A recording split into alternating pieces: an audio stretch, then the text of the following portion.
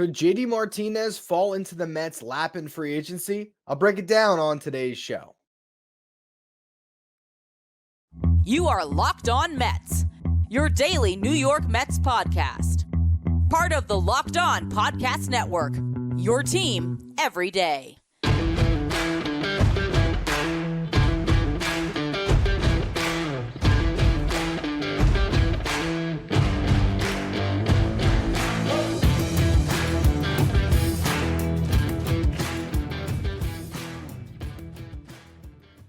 Hello to all you amazing Mets fans. You're watching Locked On Mets, part of the Locked On Podcast Network, your team every day. I'm your host, Ryan Finkelstein. If you want to find any of my work, follow me on X at Finkelstein Ryan. You can also find some of my writing at justbaseball.com, where I work as the managing editor. Today's episode is brought to you by FanDuel. Make every moment more. New customers who join today will get $200 in bonus bets if your first bet of $5 or more wins. Visit FanDuel.com/lockedon to get started. We had a free agency report today. The Mets are still in potentially on JD Martinez. Mike Puma tweeted this out. He said there's been dialogue between JD Martinez's camp and the Mets as spring training approaches. Proven offensive pieces are still available in a buyer's market. If price is right, just maybe the Mets will bite. Now, you can read that last sentence and think, oh, that's coming from someone in the Mets front office. If that price comes down, they'll be interested. Or you can look at it as Scott Boras went to Mike Puma and said, hey, report out that the Mets are still interested, because it drives up his price potentially as he's in negotiations with other teams trying to find a landing spot for JD Martinez. Regardless of what this report means, it did open my eyes to something. What is the market for JD Martinez? So I went through all 30 teams trying to find landing spots. Here's what I came up with. We start with small market teams who I don't expect to pony up for a 37-year-old DH. Cleveland Guardians, the Chicago White Sox, the Colorado Rockies. Don't think that's happening. The Detroit Tigers and the Kansas City Royals, I put in red in my notes to sort of highlight them because I could see them surprising us, because they've been surprising us with their activity in free agency all offseason. It's a wide open division. Maybe they want to grab a bat. I just don't expect it to be JD Martinez. The Miami Marlins, he is a Miami kid, but they're not spending. The Milwaukee Brewers, they got Rhys Hoskins. The Minnesota Twins signed Carlos Santana. The Oakland Athletics are not doing this. The Pittsburgh Pirates have Andrew McCutchen. The Tampa Bay Rays, sneaky, you never know. Wouldn't expect it because they're already cutting salary with the Tyler Glasnow trade. Manuel Margot going in that deal. I don't know if they're going to add another big chunk when they already have a really good lineup. Then you have the Washington Nationals. All right, so that's 12 teams out of 30. That knocks us down to 18. Now let's go through teams that already have a DH in place. We'll start with where Martinez just was, Los Angeles Dodgers. If they didn't sign Shohei Ohtani, he'd probably already be signed right now, but they did. So that's off the table. The Arizona Diamondbacks showed interest in JD Martinez this offseason, but they just signed Jock Peterson. Atlanta Braves, Marcelo Zuna, still in place. The Houston Astros have Yordan Alvarez. The Toronto Blue Jays just signed Justin Turner. The New York Yankees have Giancarlo Stanton. The Philadelphia Phillies have Kyle Schwarber. The Mariners signed Mitch Garver to get a lot of DH opportunities this offseason. The Reds have just a ton of talent, and they have Jonathan India and Christian Encarnacion Strand that are, in my eyes, probably going to play into that DH spot. The Baltimore Orioles and the Texas Rangers are both just absolutely loaded offensively. The St. Louis Cardinals, I don't expect them to spend at DH. They have a ton of guys that they can cycle in and out of that spot anyway. The Padres, do they have money to sign a guy like JD Martinez? Likely not. So that left me with 5 teams. The Boston Red Sox, the Chicago Cubs, the San Francisco Giants, the Los Angeles Angels, and of course, the Mets. But I don't expect 2 of those teams to sign JD Martinez. One of them used to have him.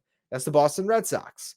Now, you look at what they've done this offseason. They signed Lucas Giolito, and then right after it was like, all right, we might trade Masataka Yoshida, who could be their DH.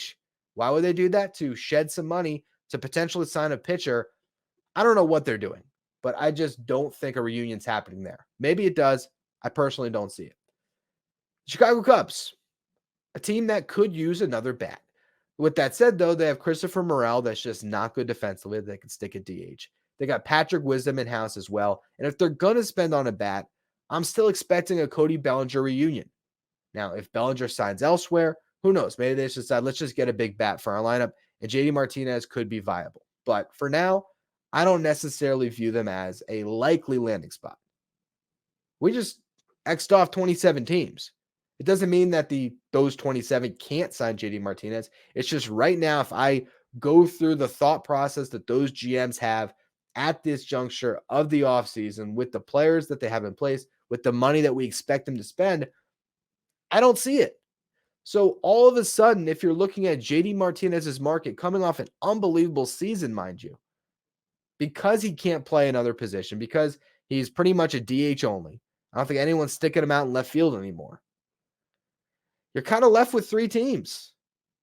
San Francisco Giants, who are just trying to get anybody to sign with them at this point. The Los Angeles Angels and the New York Mets. And in that scenario, if you're one of three teams that could be in on this guy, well, now all of a sudden we really have to explore this as a possibility.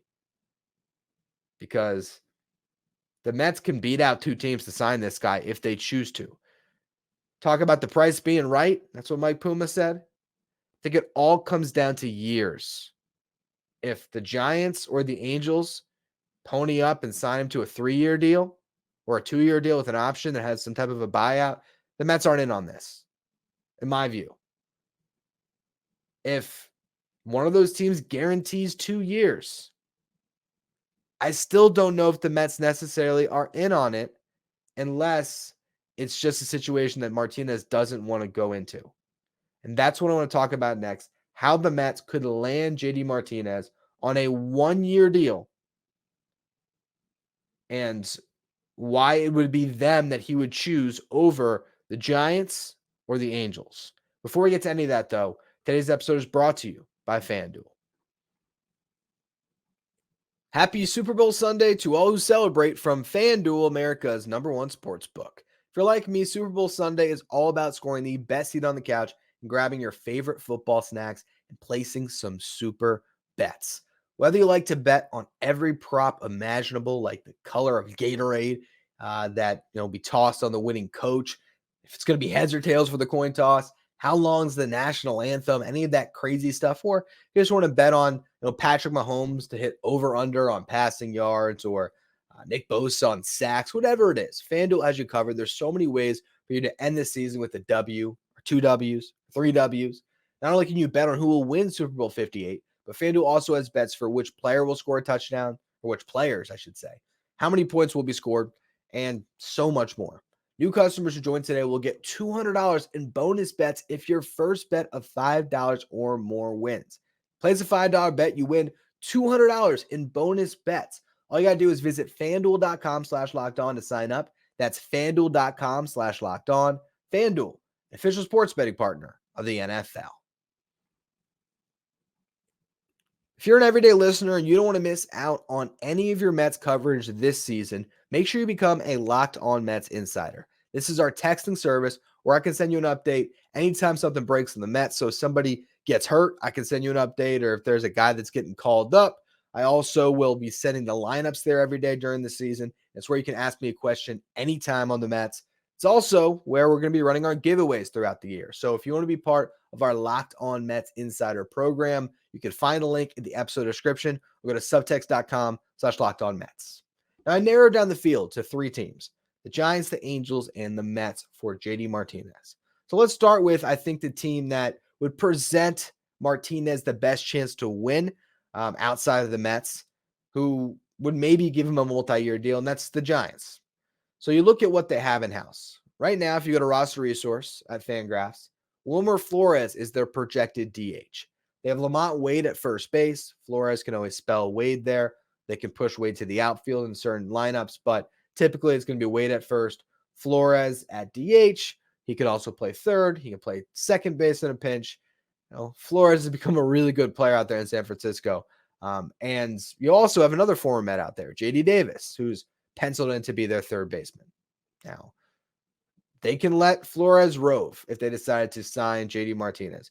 You can back up JD at third, Wade at first. There's 2 JDs. I should have specified. He could back up JD Davis at third, JD Martinez at DH, Lamont Wade at first base. even plug in some holes at second. They could make that work, and they need to add a bat. So I would not rule the Giants out, but they have been linked to Jorge Soler.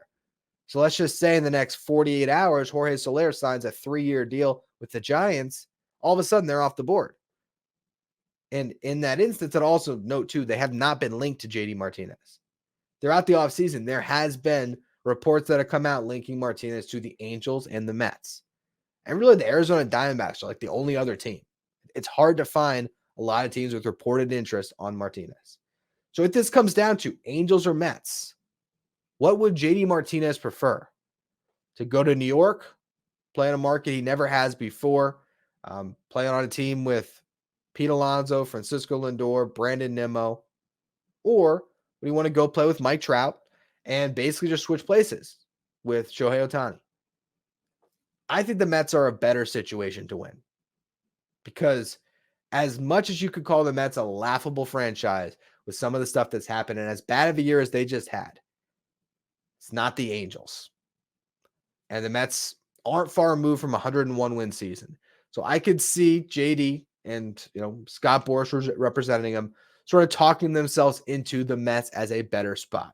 You also have some Boras clients on the Mets currently with Brandon Nimmo and Pete Alonso. Not sure how much that factors into this, but it is worth noting. Looking at the projected contracts that we've seen different outlets put out there for JD Martinez this offseason, you have Riley McDaniel of ESPN, who had the low end of a 2-year, $25 million deal. Just Baseball, which is where I work, we predicted a 2-year, $36 million deal with a club option for 2026. Tim Kelly, our writer who worked on this at Just Baseball, has been pretty spot on with some of his predictions. So I do think that number is fair. Then you have MLB Trade Rumors, who projected a 2-year, $40 million deal. So you have the low end with ESPN at $25 million, the middle ground at Just Baseball at $36, and then MLB Trade Rumors at $40 million. Now, if the Angels are going to give him 2 years, $40 million guaranteed, I think he probably takes that. But let's just say the Mets come in with a 2-year, $36 million offer, which is what, again, we predicted at Just Baseball. David Stearns has played this cool all offseason, and that gives the Mets some leverage here. If it was Billy Epler's run Mets, they probably would have just given him $40 million and signed him. And as a fan, you could say, well, at least they have him. Not my money.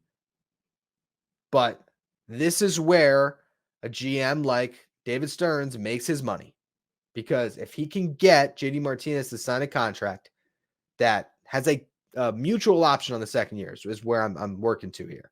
It's 2 years, $36 million, but it's not really that. First year, he's going to make 18. Second year, it's an $18 million mutual option. JD Martinez wants to opt into that. Probably gets first rights there. If he decides he wants to be a free agent, all right, you're a free agent. Or he decides to opt in, then it becomes a club option. Do the Mets want him? If they don't, they got to pay him a buyout of $5 million. So what does that really look like? It's a 1-year, $23 million deal when it comes to guaranteed money for JD Martinez, which is right in line with what Teoscar Hernandez got from the Dodgers. He's going to play some outfield. JD couldn't do that. That's the deal that I think makes sense. It might come in lower, it might come in higher. It might not happen. He might just get a multi-year deal with somebody else. And at his age, that could be his sole goal this offseason. Somebody give me guaranteed money for 3 years. Who knows? Maybe the Giants sneak in at 3 years, $45 million, for all I know. But looking at the Mets situation, that's what I would want right now if I'm David Stearns. Mike Puma said the price comes down, maybe the Mets buy. To me, it's not about the 1-year price. I don't think it's about, from $20 million in a 1-year deal to $18 million. I really don't think that would be the holdup. I believe it's a second year. A guaranteed second year is not happening, I don't think. Because I believe that David Stearns wants that flexibility to be able to completely remake this team with a full bevy of resources in 2025. And this is sort of a hodgepodge team. See what happens. If you could get JD Martinez to sign that type of a deal with that structure, it gives you a lot of flexibility. Best case scenario, he's awesome, and maybe you want to keep him. And he wants to stay, and he's your DH for 2 years, and that price is $18 million a season. It's not bad. He's a good bat for you at the later stage of his career. Another good scenario, he's awesome for a year and you get out of it because you just decide that there's another option out there that's better in free agency. Or maybe he doesn't have the best year and it's, again, only on your books for one season with that buyout. There's not a lot of downside there. If they were to sign him to a 2-year, $36 million deal, completely guaranteed, there's downside. He comes up this year and he plays 35 games because he's hurt, and Mark Vientos is awesome. Well, now you're in a pickle in 2025. But what would the team look like if this did happen? If the Mets got him on a 1-year deal with a mutual option? How would the lineup look? Would this make the Mets a legitimate playoff contender? That's what I want to discuss next. First, though, another word from our sponsors. I really think there's two schools of thought right now amongst Mets fans when it comes to the DH position. There's play the kids and go get a bat. And I find myself jumping back and forth between both of them, honestly. I do believe in Mark Vientos and Brett Baty as players. I never sold my stock in them. I think there is a world where the Mets are a playoff team and those two guys have a massive, massive role in getting the Mets there. Where Mark Vientos could hit 30 home runs from the DH spot. That would not surprise me this year. It really wouldn't. He had 6 home runs in September. I think he can do that. I really do. But there is nothing that Mark Vientos and Brett Baty did last year that earned them a job going into spring training. Now, by default, they might get that opportunity, and that will be great for both of them, and I hope they run with that chance if it is afforded to them. But if you can get JD Martinez on a 1-year deal, that's going to make your team way better. That's going to make your lineup way better. That's going to put you in a position to be a playoff team this season. So I don't think that you can just ignore this if he can fault you on a 1-year deal, because you got to give Mark Vientos reps. Mark Vientos is 24 years old. He can still play third base. He hasn't shown the ability yet, but if that's the reason he's not going to get playing time, well, that's on him. And he's been working tirelessly this offseason to improve defensively so he can get on the field. So if they sign JD Martinez, guess what? Go beat Brett Baty in camp.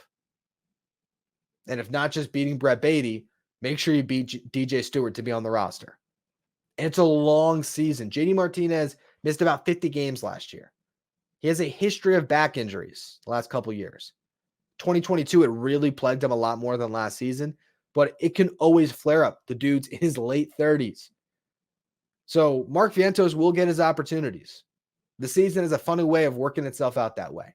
All of a sudden, you're looking up in May, and JD Martinez and Mark Vientos are hitting back-to-back in the Mets lineup. It can just happen like that. I think that this would be a great thing for the Mets to be able to go into spring training and say, all right, Mark Vientos, Brett Baty, DJ Stewart, all three of you got options. 2 of you are going to get a job and a spot on this roster, and 1 of you is going to be in Syracuse as the first man called whenever we need another bat. That's just good depth. So I don't think that if it's a 1-year deal, any of the internal discussion or any of the internal options should get in the way of the Mets signing JD Martinez. It would only be him being dead set on getting multiple years guaranteed. And if I had to guess, I really do believe that's what's going on in the front office right now. That's what the conversation is. And that's where the Mets are hoping the price comes down. I don't think it's a matter of $1.5 million less. With all that said, what would it mean to plug in JD Martinez? He's a career 287 hitter. In the last 2 years, he's hit over 270. His on-base percentage was down last year. His walks were down. His strikeouts were up. With that said, he slugged at a 572 clip. He had 33 home runs, 27 doubles, and 2 triples in 113 games. That's 62 extra base hits in 113 games. Isolated power is a stat that measures exactly what it says, right? It's taking the extra base hits and putting a number to them, basically. There were 4 hitters in baseball that had an ISO over 300 last year. And JD Martinez was one of them at 301. The other 3, which were ahead of him, Shohei Ohtani, Aaron Judge, and Matt Olson. Martinez was 8th in Major League Baseball in slugging percentage. Now, he also drove in 103 runs. the fifth 100 RBI season of his career, and he missed it by 1 in 2021. That is a legitimate run producer that you're plugging into the middle of your lineup. And as good as I think Mark Vientos can be, it's very lofty to expect that he could out-hit JD Martinez next year. And that's no knock on Vientos. This guy's just really good. With men in scoring position last year, JD Martinez hit 325 with a 375 on base and a 650 slug. A 162 weighted runs created plus, which means he was 62% better than your league average hitter hitting with runners in scoring position. If you plug in JD Martinez, this is the lineup that I would put out there for the Mets on opening day. Brandon Nimmo, batting first, playing left field. Francisco Lindor at shortstop. Pete Alonso, batting third, playing first base. JD Martinez, batting cleanup at DH. I put Jeff McNeil fifth just because trying to space out the lefties that you have. So batting Nimmo, McNeil to me, when you add Martinez, it's just too many righties later down the line. So space the lineup a bit by plugging McNeil fifth, Francisco Alvarez sixth, and look at that 1 through 6. Nimmo, Lindor, Alonso, Martinez, McNeil, Alvarez. That's a great lineup. And then your bottom 3 in that lineup, Starling Marte, Brett Beatty, Harrison Bader. Defensively, there's not a lot of holes on that team. Maybe at third base, depending on how Beatty does. Maybe in right field a little bit with Starling Marte. If you call Pete Alonso a liability defensively, I don't, but some still do. Fine. That's a good defensive team and a great offensive team. If the bullpen's great as well, the only question would be that starting rotation. But that can absolutely be a playoff team. And, maybe it's Vientos that beats out Beatty for that third base job. And Beatty's on the bench, or maybe the two of them are platooning at third base, which I think is probably the most likely outcome. And then DJ Stewart is in Syracuse. And you have Tyrone Taylor and Joey Wendell as your defensive replacements on the bench, and Omar Narvaez. In that situation, how do you get Vientos enough playing time to warrant him being in the big leagues? Well, like I just said, he starts against lefties at third base. And JD Martinez is not a guy that you necessarily have to play every day. You want to play most days. You don't want to bench him too often. But you could give him one extra blow a week to get Mark Vientos' bat in the lineup. You can give Pete Alonso the occasional rest day and stick Vientos at first base. You're just giving Carlos Mendoza more options. And again, if Beatty, Alonso, Martinez goes down, Vientos will get a shot. This would make the Mets significantly better. I'd be absolutely opposed to it if it's a guaranteed 2-year deal. I think the Mets in that situation need to keep that freedom and flexibility, because who knows, maybe you want to sign Juan Soto in free agency and retain Pete Alonso. And also this year, who knows what happens in the outfield. Maybe some of those top prospects you have solidify themselves, and moving forward, you have Brandon Nimmo and a couple of kids playing in the outfield. So maybe you want to keep that spot open. I would not lock myself into JD Martinez in 2025. But if the price comes down to the point where you can sign him for a 1-year deal with a mutual option and basically only tie yourself to him for 2024, it is an absolute no-brainer for the Mets. It's just a matter of if Steve Cohen wants to spend that money. And I feel like if it really came down to just, is Cohen going to sign on the dotted line? Is he going to be the one that is going to hold this thing up? I don't think that'll happen at all. I think if it's up to him, they'd probably just sign him to the 2-year deal. But this is where having David Stearns puts you in a better position as a franchise long-term. Because a Billy Epler-led front office maybe just signs him. And then a disaster scenario could happen, and you have more bad money on your books next season. We'll see if this ends up happening. But just from thinking this out today and looking at the teams that could be interested, or more the teams who won't be interested in JD Martinez, the fact that we're pushing up against spring training, I'm actually starting to consider this as a real possibility. So we'll see. We'll see if JD Martinez can fall into the Mets' lap in free agency. Anyway, that's going to be all for today's show. I was going to do a podcast today talking about Pete Alonso and what a monster contract year looks like. If we don't get any other news to discuss, I will absolutely do that for tomorrow's show. So make sure you follow, rate, and review wherever you get your podcast. If you're watching on YouTube, hit that subscribe button. We're making a push to 8,000 subs by opening day. So appreciate all of you who subscribe. Make sure you follow me on Twitter at Finkelstein Ryan. Follow the show at Locked On Mets. Thank you for making Locked On Mets your first listen every day. Now, for your second listen, why don't you head over to Locked On Sports Today, which is the first ever 24/7 streaming channel covering everything you can want on YouTube when it comes to the world of sports, with our local experts from each team and our league-wide experts from each league. Follow Locked On Sports Today, streaming 24/7 on YouTube.